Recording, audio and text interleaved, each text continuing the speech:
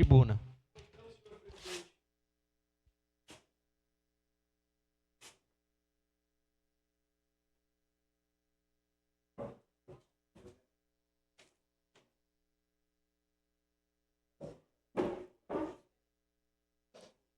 Meus cumprimentos, senhor presidente, meus cumprimentos aos demais vereadores, a quem nos acompanha do plenário, em especial o senhor e a senhora que nos acompanha de casa. Queria cumprimentar todos os membros do Conselho Municipal de Política Cultural de Caxias do Sul. Ontem, por um convite, tive a oportunidade de estar na reunião do Conselho Municipal de Política Cultural.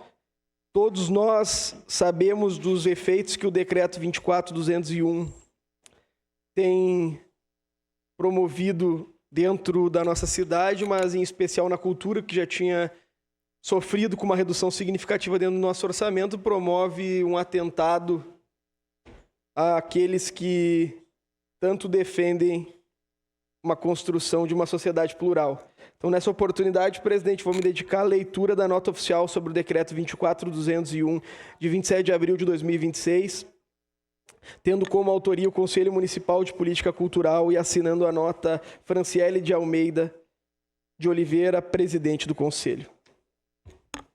Na última semana, dia 27 de abril, foi publicado o Decreto 24.201, que estabelece medidas temporárias de racionalização e de contenção de despesas na administração pública municipal direta.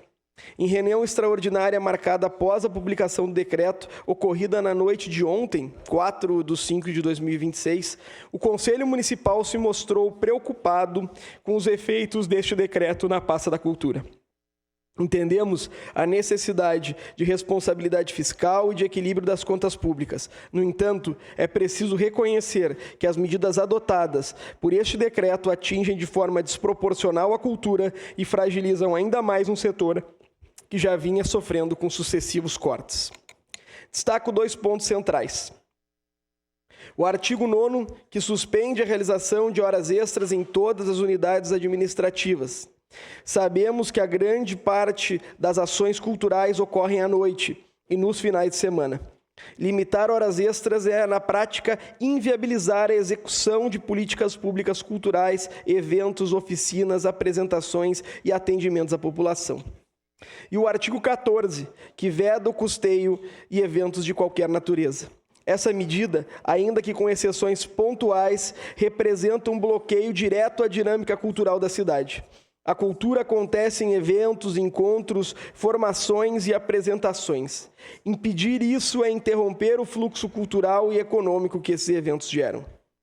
Mais preocupante ainda é o momento em que essas medidas foram tomadas. Uma semana antes da realização, em Caxias do Sul, do Conselho Nacional de Incentivo à Cultura Itinerante e do Fórum de Incentivo à Cultura, eventos de relevância nacional que colocam nossa cidade em evidência e fortalecem o debate sobre políticas culturais no Brasil.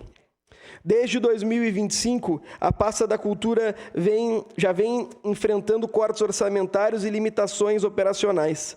Esse decreto se soma a um cenário e amplia os impactos negativos em todos os ecossistema cultural. Artistas, produtores, técnicos, educadores, espaços culturais e principalmente o público.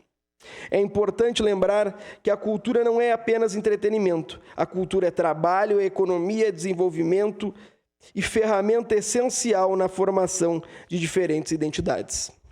Segundo dados do Instituto Brasileiro de Geografia e Estatística, a cultura emprega cerca de 5,9 milhões de pessoas no Brasil e movimenta aproximadamente 387,9 bilhões de reais, representando cerca de 3% do PIB nacional. Em 2023, o setor cultural respondeu por 3,1% do PIB, superando setores como o automotivo e se aproximando da construção civil. Mesmo com essa relevância, a cultura ainda é tratada como secundária. No orçamento municipal, recebe apenas 0,58% destinado à pasta, abaixo do mínimo de 1% indicado pela legislação federal e pelas boas práticas da gestão cultural. Estamos falando de uma cidade que já foi reconhecida como referência cultural. Hoje, infelizmente, vemos um cenário de retração, desvalorização e descontinuidade de políticas públicas, que talvez implique a sensação de cidade que não sabe para onde vai. A cultura está conectada com a educação, com a assistência social, com o turismo, com a habitação, entre outras áreas. Ela gera renda, promove inclusão, fortalece identidades e constrói cidadania. Por isso, o Conselho Municipal de Política Cultural vem a esta casa solicitar: 1.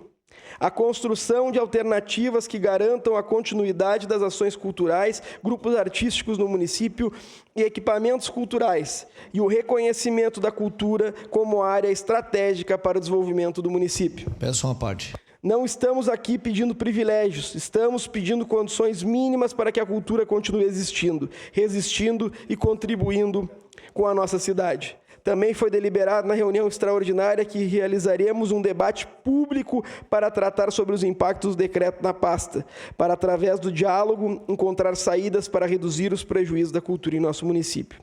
Porque investir em cultura não é gasto, é investimento em pessoas, em identidade, em legado e em futuro. Caxias do Sul, 5 de maio de 2026, atenciosamente, Franciele de Almeida de Oliveira, presidente do Conselho Municipal de Política Cultural de Caxias do Sul. Bom, uma situação preocupante, fico honrado por ter tido a oportunidade de ler a nota, e é uma questão que nós realmente precisamos debater.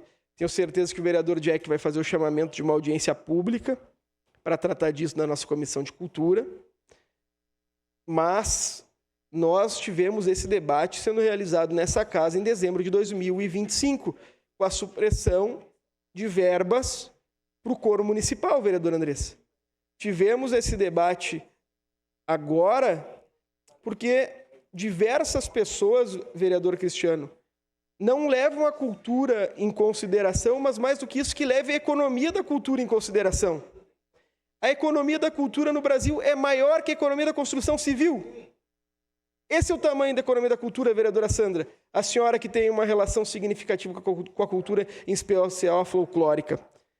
Se não consigamos compreender isso como uma matéria de emancipação e de dignidade da pessoa humana, que possamos, Cecília, entendê-la como uma matéria econômica, que é subvalorizada pelo Executivo Municipal e subvalorizada pela sociedade. Esse é um dos conselhos mais representativos, é um conselho que leva diversas pessoas, inclusive levou eu e a vereadora Andressa às urnas na última oportunidade, e é um conselho muito ativo. Que nós possamos recebê-los aqui em um espaço de acordo de liderança e que possamos debater isso em audiência pública. Porque as pessoas, infelizmente, veem o valor nominal aumentar e o valor percentual no orçamento cada vez se reduzir mais. Vereador Caleb. Vereador Libardi, nós nos entristecemos com todo e qualquer tipo de redução e compartilho do sentimento que ele leva à tribuna nessa oportunidade. Ontem conversei com a secretária Tati sobre esse assunto, ontem à noite. Nós conversávamos sobre isso e, por óbvio, né, nenhum corte é bem-vindo, especialmente quando se fala de uma área como é a cultura. Imagino que a secretária está precisando cortar literalmente na carne, né? Porque, afinal de contas, ela é a ordenadora de despesa da secretaria e certamente não é com alegria que ela tem que promover esse corte. Com relação ao tempo em que isso se deu, por óbvio, isso está atrelado ao decreto que entrou em vigor nessa última semana e não haveria outro tempo a não ser o quanto antes da audição, para justamente, quanto mais próximo da audição, pior seria. Então, não há muito o que se explicar e o que se tem que falar justamente sobre uma questão de eleger outras prioridades. Imaginemos nós, se o município deixar de colocar determinado valor na área da saúde, da segurança e da educação, frente ao aspecto da cultura. Todo mundo sabe que minimamente existem prioridades. Não à toa, existe garantia constitucional maior para essas 3 pastas que eu mencionei antes do que para outras pastas, porque se trata de uma questão de prioridade. E fazer gestão muitas vezes implica isso. Por óbvio, nós não gostamos disso, nós não somos favoráveis. Tenta-se minimamente entender dado o momento financeiro e econômico do município. Agora, é questão, como eu disse, é descobrir os pés para tapar a cabeça ou vice-versa. Não se tem como contemplar a todos nesse instante. Eu acho que o pior seria promover uma audição, chamar essas pessoas e depois não ter como arcar. Isso sim seria um dano maior ainda e pior. Bom, de toda forma, o que eu acho que precisa ficar claro para quem nos acompanha de casa e do plenário é que não há uma disputa entre cultura, saúde e educação. Cada um tem sua disposição orçamentária e nós podemos elencar prioridades. Agora, nós não podemos sempre penalizar uma área. E, infelizmente, o que o orçamento do município sempre penaliza é a cultura. O ano passado, a cultura e a educação foram duramente penalizadas. E com a edição do decreto 24.201, a cultura e a educação. E o que eu preciso deixar para finalizar é que nós precisamos restringir, se formos restringir, todos os eventos. Porque não é possível que os eventos de cultura popular sejam restritos e, na primeira oportunidade, a prefeitura contrate tendas de hora extras para fazer uma festa de aniversário do município aos servidores e indicados pelo prefeito. Então, ou a lei vale para todos ou vale só para alguns. Mas, obviamente, é uma questão que nós precisamos debater, porque, vereador Caleb, o senhor que foi nosso parceiro para retomar, para concluir, foi nosso parceiro para retomar os jetons e as liberações da orquestra. Nós precisamos garantir o funcionamento da orquestra minimamente. Tem gente que sobrevive disso. A cultura não é segundo serviço, é primeiro. O senhor tem muito mais conhecidos que eu nessa área, em especial na orquestra. A prefeitura precisa garantir, porque isso é suprimir a dignidade das pessoas. Muito obrigado. Obrigado, vereador Cláudio Libardi. Com a palavra, vereador Caleb Garbim, da tribuna.